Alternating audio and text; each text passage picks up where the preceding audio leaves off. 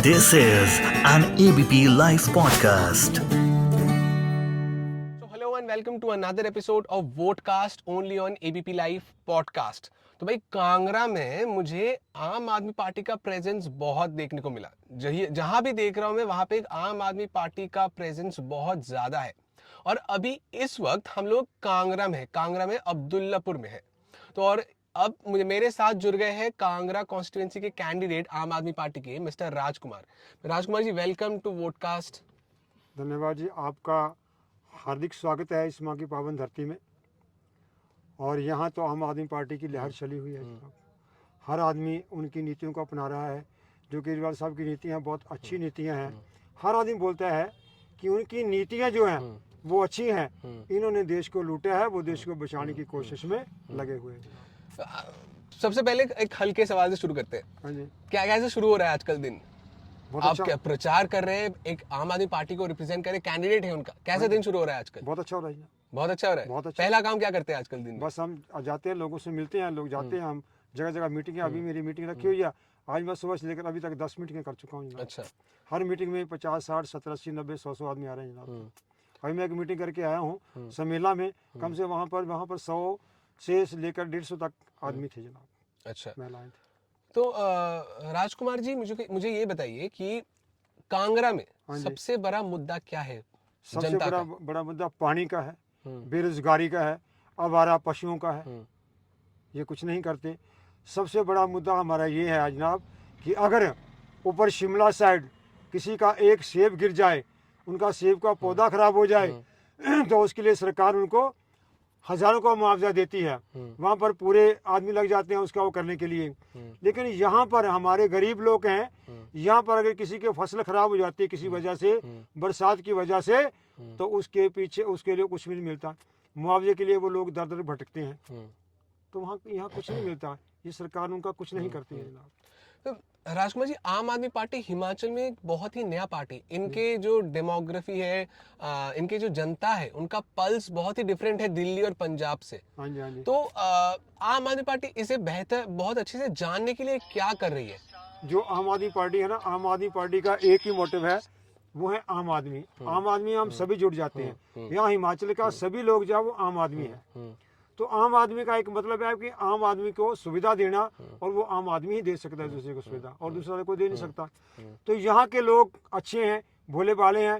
वो बोलते हैं कि जो दिल्ली में मिल रहा है, जो पंजाब के लोगों को मिल रहा है, वो हमें भी मिलना चाहिए ना। तो एक बड़ा चीज ये भी है कि फ्री में, हाँ जी, हर पॉलिटिकल पार्टी मैनिफेस्टो में बोलती है कि हम लोग फ्री में 300 यूनिट 150 यूनिट बिजली देंगे। हाँ जी, हाँ घर के औरतों को जो 18 से 60 साल की उम्र में है, जी, उनको 1,000-1,500 रुपए देंगे। हाँ जी, हाँ तो जी, ये फ्री में चीजें बांटना या फ्री में डायरेक्ट कैश ट्रांसफर, हाँ जी। क्या वोट के समय या वोट पाने के लिए एक गलत प्रैक्टिस है? नहीं सर, नहीं। वो उन्हीं का पैसा है, वो लोगों का पैसा लोगों को सही तरीके से वापस किया जा रहा है। अब हम एक माचिस खरीदते हैं तो उस पर भी हमने 1 रुपए के पीछे 18 पैसे टैक्स दिया होता है जनाब यार। अब एक मंच खरीदते हैं बच्चों के लिए, कोई चीज़ खरीदते हैं, 10 रुपए की चीज़ खरीदते हैं तो हमने 1 रुपया 80 पैसे उस पर टैक्स दिया होता है। तो वो टैक्स जो है उसका सही इस्तेमाल करते हैं हमारे माननीय केजरीवाल साहब जी। लोगों का पैसा लोगों तक पहुंचाते हैं। वो 1 रुपया जो होता है 1 रुपये का सही खर्च करते हैं, उसका सही इस्तेमाल करते हैं। लेकिन ये जो लोग हैं ये उसका सही इस्तेमाल नहीं करते हैं। ये बीच में ही वहाँ से इन्होंने के एक नेता ने बोला था कि ऊपर से 1 रुपया चलता है, वो नीचे आते आते 10 पैसे रह जाता है जनाब। तो फ्री वाली चीज़ नहीं है, ये लोगों का पैसा लोगों को ही वापस किया जा रहा है।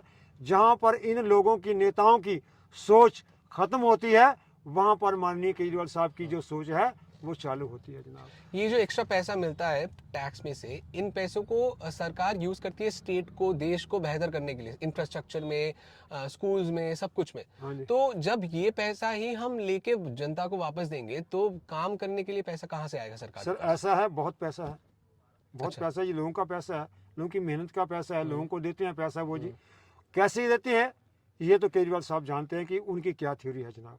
वो अपनी थ्योरी के हिसाब से देखें। आप पंजाब में देखो, हर जो सरकार यहाँ बनती है वो कहती है हर साल घाटे का बजट वो पेश करती है।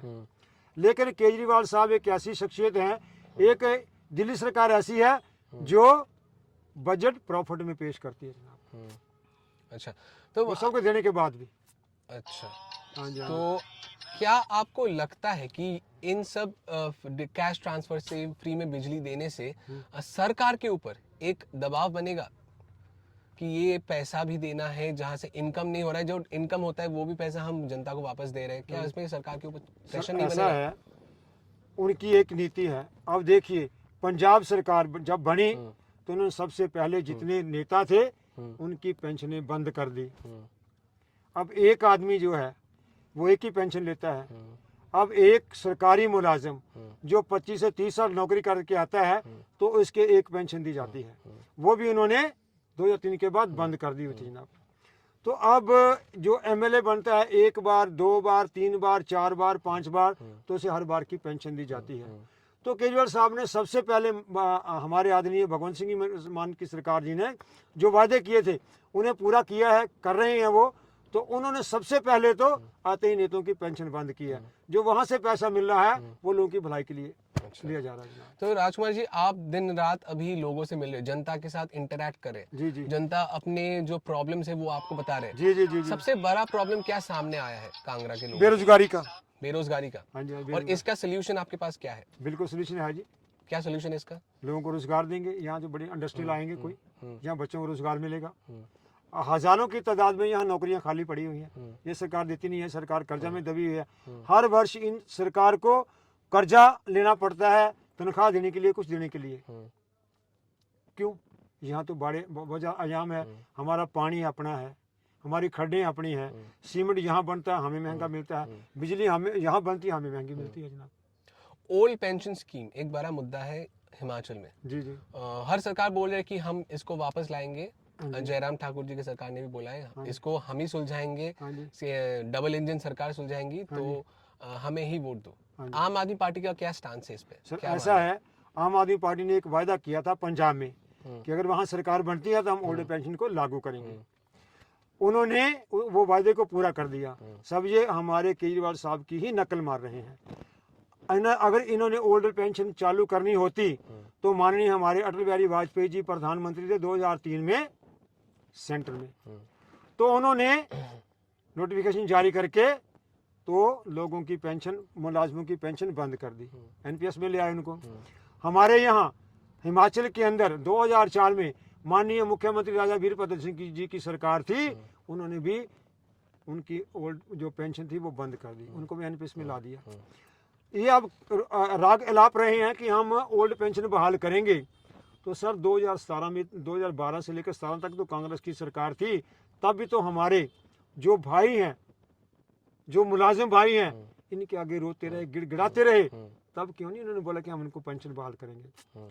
जयराम सरकार जी के पास हमारे मुलाजिम भाई रोए, गिड़गिड़ाए, उन्होंने बोला कि हमें पेंशन दो, तो हमारे माननीय मुख्यमंत्री जी ने बोला कि अगर आपको पेंशन चाहिए तो नौकरी छोड़ के चुनाव लड़ो। अगर आप पावर में आते हो, हाँ जी, वोट के बाद जी, पहला चीज आप क्या सुधारोगे कांगड़ा में? सबसे पहला चीज सर हम जो बेरोजगारी इसको खत्म करेंगे। सबसे पहला चीज बिल्कुल बेरोजगारी को खत्म करेंगे। इसमें कितना टाइम लगेगा बेरोजगारी को खत्म करने के लिए? सर ऐसा है ना, बेरोजगारी खत्म करने में कम से कम जो कम से कम 3-4 महीने, 5 महीने, 6 महीने का वक्त तो लग जाएगा। आप बोल रहे हो कि नया इंडस्ट्री लगे, वो 3-4 महीने में हो जाएगा? हाँ, इंडस्ट्री क्यों लाएंगे ना आप? उनकी सोच है, लाएंगे इंडस्ट्री, यहाँ लाएंगे, बेरोजगारों को रोजगार देंगे, महिलाओं को रोजगार देंगे, उनको आत्मनिर्भर बनाएंगे। और जो दूसरा मुद्दा है जनाब, यहाँ आवारा पशुओं का बहुत मुद्दा है। ओपीएस जो है, हम जब जैसे सरकार बनती है हमारी, जैसे पंजाब में दिया है, हम मुलाजिम भाइयों को ये केजरीवाल साहब की ओर से गारंटी दे रहे हैं। उन्होंने बोला कि गारंटी दी है उन्होंने कि जब सरकार बनेगी आते ही हम पहले ओपीएस बहाल करेंगे। तो Rajkumar ji, thank you so much हमारे साथ जुड़ने के लिए, आपका महत्वपूर्ण टाइम देने के लिए। We wish you from ABP live podcast. धन्यवाद सर, आप आए, मैं आपका धन्यवादी हूँ कि आपने आकर के हमें एक मैसेज, जैसे मुझे आम आदमी को आपने ये मौका दिया बोलने का।